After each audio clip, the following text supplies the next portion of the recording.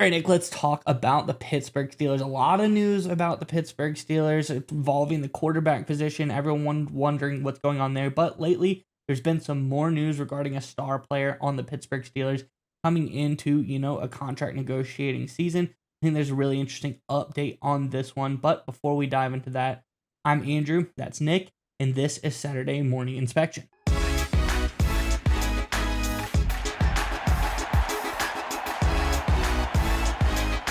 All right, Nick, as I alluded to, a lot of stuff at the quarterback position, but lately we're hearing about star pass rusher TJ Watt and his contract negotiation talks with the Pittsburgh Steelers. Let's get into the article and we can talk more about it on the other side.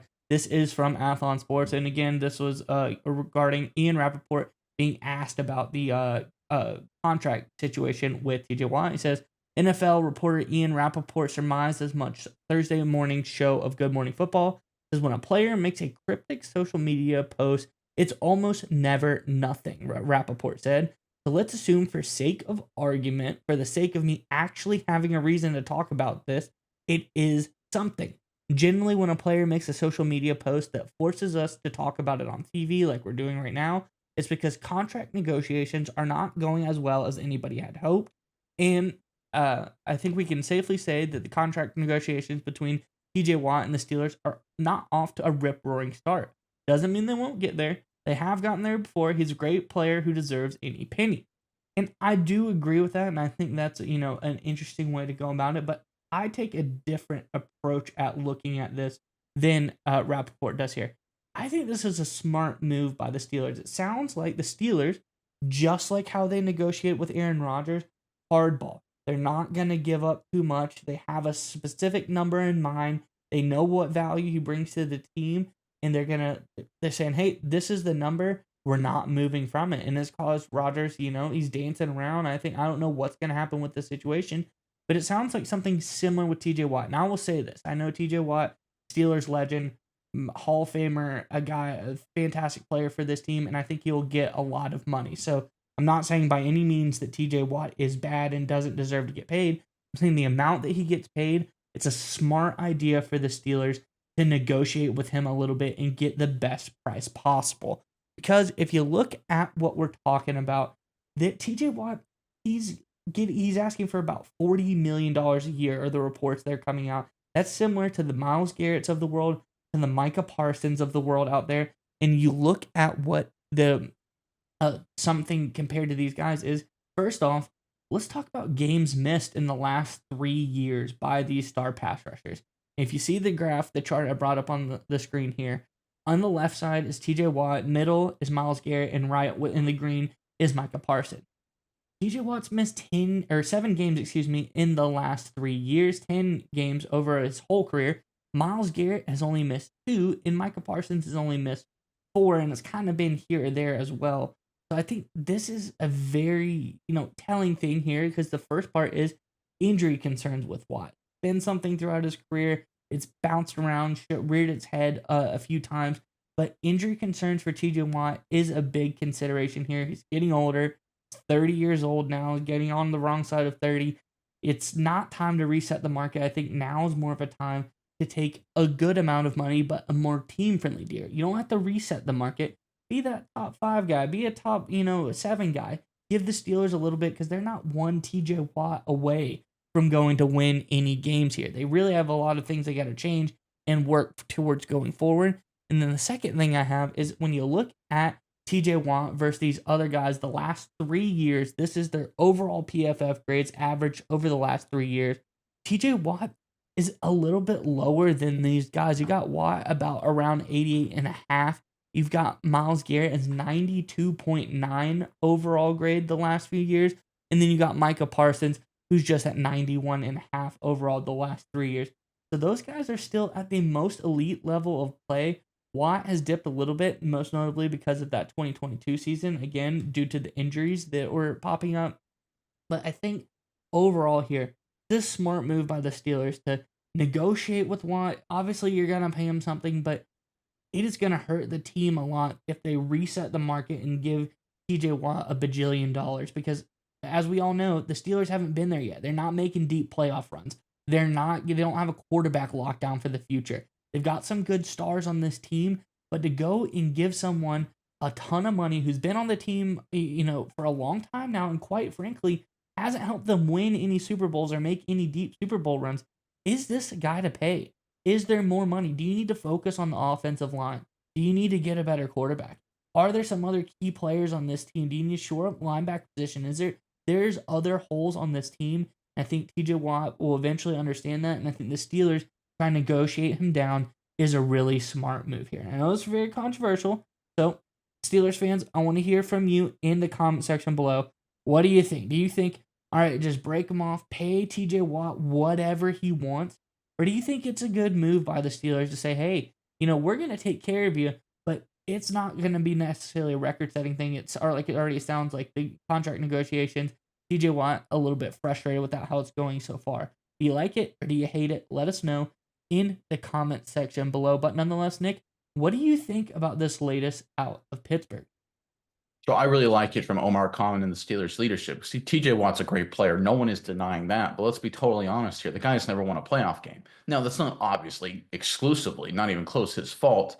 But if the standard in Pittsburgh, which I thought it was, and it should be, is winning playoff games and winning championships, then you have to look at TJ Watt's contract and reevaluate and say, listen, man, you're a great player. You're phenomenal, but you haven't gotten us even close to a championship. And again, not that it's all his fault or even close to all his fault, but if you want championship money, then you got to give us a championship. Look, this isn't the Cleveland Browns, right? I mean, if you're TJ Watt, do you want Pittsburgh to be Cleveland and throw out money to Garrett, who's won one playoff game in his whole career, I believe, as a member of the Browns? So again, that's an understanding that the Pittsburgh Steelers have where we need to change our approach. We can't just throw out money just because players are good. In fact, if you look at the entire Steelers top of the roster according to salary cap, to a man, they're overvalued. Let's skip over TJ Watt. Let's go Minka Fitzpatrick. According to overthecap.com, he was valued at about 8 million bucks. I'm sorry, about 5 million bucks last year. His cap number this year is $22 million.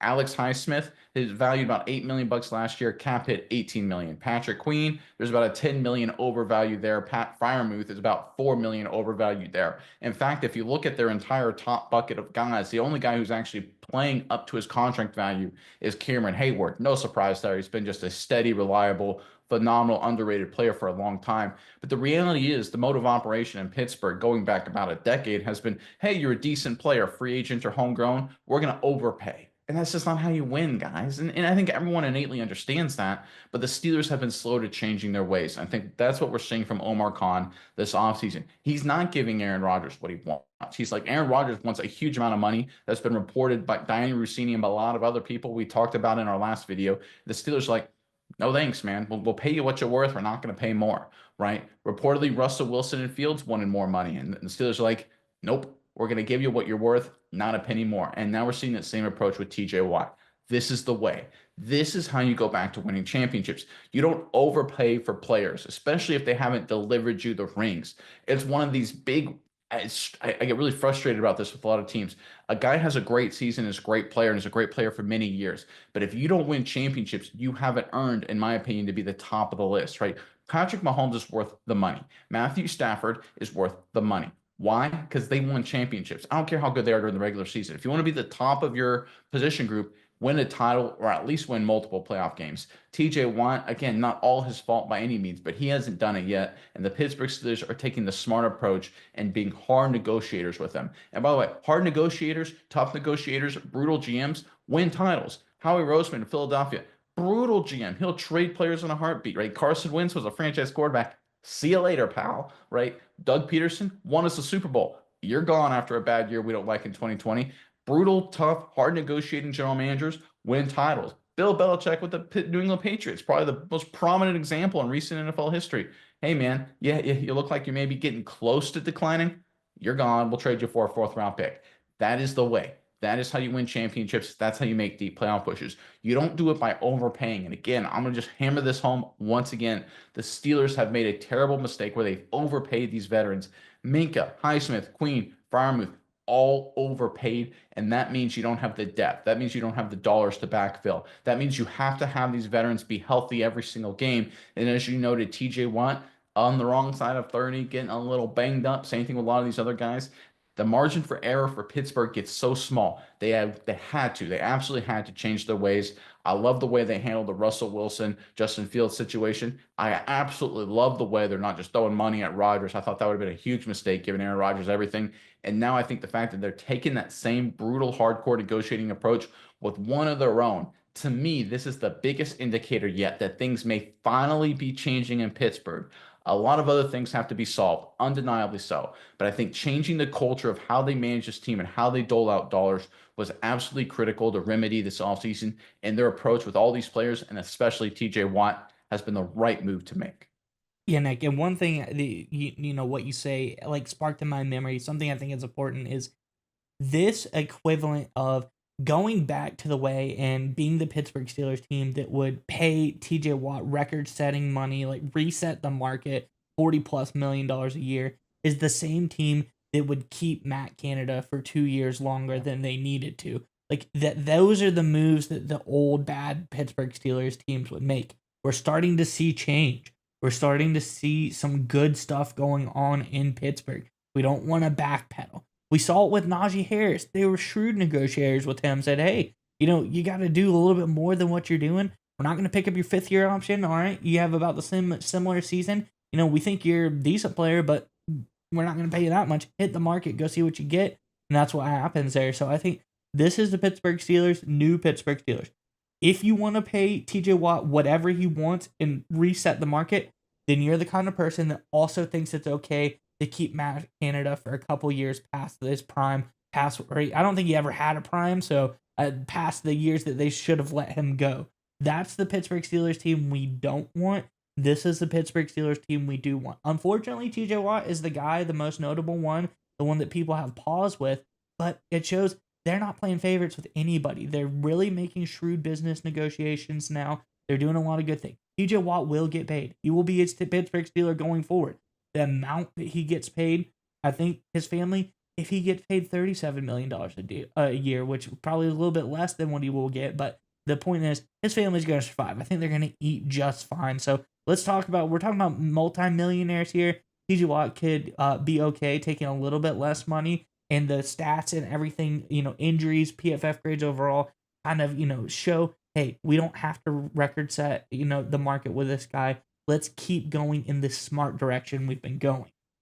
Yeah, and just one final point to end on, and you hit on it. I think it's really important. I'm reminded of the Jimmy Johnson quote when he was leading the Dallas Cowboys in the early 1990s, and he was, I think, really hard, on Emmitt Smith at a practice or something like that. And after the practice, he pulled Smith aside and said, "You know why I had to do that, right? Say, because if I'm hard on you, if I treat you brutally tough, then especially my stars, my superstars, my all pros, then everybody else, all the other players know." They don't stand a chance. They got to be on their game at all times. And that's what we're seeing from Omar Khan, right? If you can treat Aaron Rodgers, first ballot Hall of Famer, one of the greatest quarterbacks of all time, saying, we don't really need you to see the market longer. We won't give you what you want. Sends a message. How about TJ Watt? If you're not giving him everything he wants, if you're Omar Khan, it sends a message, right? And that's what the Steelers really needed this offseason from a general manager perspective, a guy to send a message that change will happen in terms of how the team is managed, how dollars are allocated. It's going to be bumpy. Change is bumpy. We all understand that, and it's going to make a lot of people upset, but it's the right moves to make, and I'm glad to see Omar Khan is finally making them.